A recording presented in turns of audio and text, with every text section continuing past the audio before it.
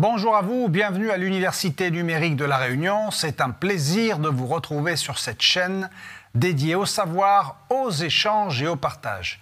Je suis heureux de vous retrouver pour une nouvelle tribune portant sur les sanctions économiques des États-Unis contre Cuba.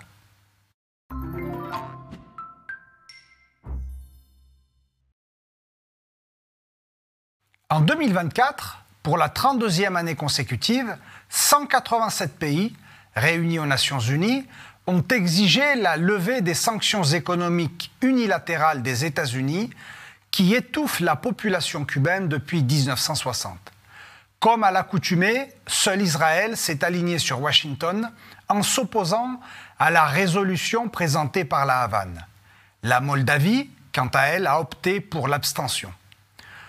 Imposée par le président Eisenhower dans le but de renverser le gouvernement révolutionnaire de Fidel Castro, les sanctions ont été maintenues et renforcées par les différents gouvernements états-uniens. Elles présentent des caractéristiques extraterritoriales, la loi Torricelli de 1992 par exemple, ce qui signifie qu'elles s'appliquent au-delà des frontières nationales, touchant tous les pays du monde. Ainsi, tout navire étranger qui accoste dans un port cubain se voit interdire l'entrée aux États-Unis pendant 6 mois.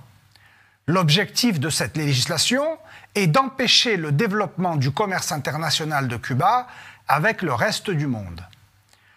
Les sanctions sont également rétroactives en vertu de la loi Helms-Burton de 1996 qui pénalise les entreprises étrangères investissant dans des propriétés à Cuba ayant appartenu à des citoyens états-uniens dans les années 60.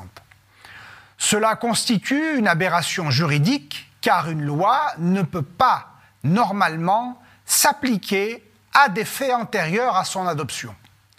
Le but de ce texte, qui porte atteinte à la souveraineté de Cuba ainsi qu'à celle des pays souhaitant entretenir des relations normales avec la Havane, est de priver l'île d'investissements étrangers. La rhétorique diplomatique états-unienne, pour justifier le maintien d'une politique hostile envers Cuba, n'a cessé d'évoluer au fil du temps. En 1960, lorsqu'Eisenhower a imposé les premières mesures coercitives unilatérales, il a motivé sa décision en évoquant la nationalisation de propriétés états-uniennes. En 1962, lorsque son successeur, John Kennedy, a décrété des sanctions totales contre l'île, il a invoqué l'alliance avec l'Union soviétique. Dans les années 60 et 80, Washington a expliqué que le soutien de la Havane au mouvement révolutionnaire et indépendantiste à travers le monde constituait un obstacle à un changement de politique. Enfin, depuis l'effondrement de l'URSS, les États-Unis avancent la question de la démocratie et des droits de l'homme pour prolonger leur guerre économique.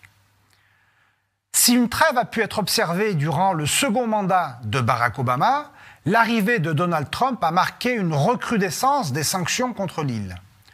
Au cours de sa présidence, Trump a imposé pas moins de 243 nouvelles mesures coercitives, dont 50 en pleine pandémie de Covid-19, soit en moyenne une sanction supplémentaire par semaine pendant 4 ans.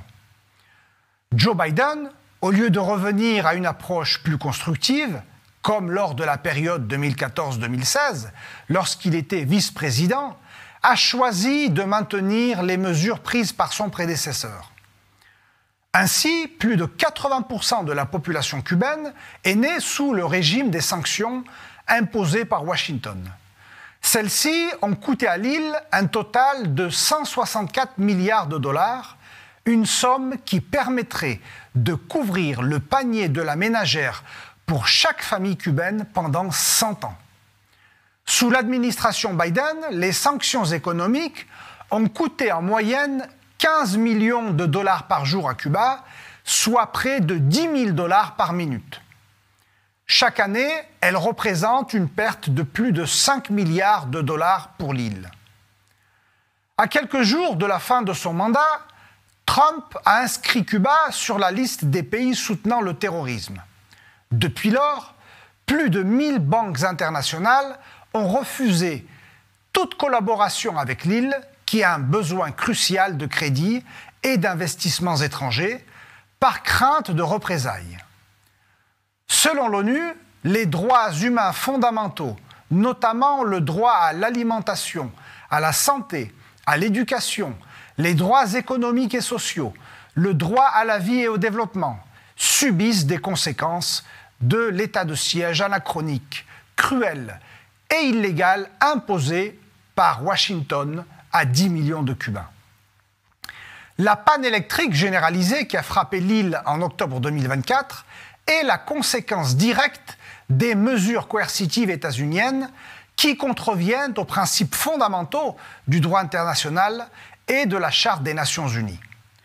Les sanctions économiques illustrent l'incapacité des États-Unis à reconnaître l'indépendance de Cuba et à accepter que l'île ait choisi un système politique et un modèle socio-économique différents. Il n'existe qu'une seule issue à ce conflit asymétrique opposant Washington à la Havane. Un dialogue respectueux fondé sur l'égalité souveraine, la réciprocité et la non-ingérence dans les affaires intérieures. À très bientôt pour une nouvelle tribune sur la chaîne de l'Université numérique de La Réunion.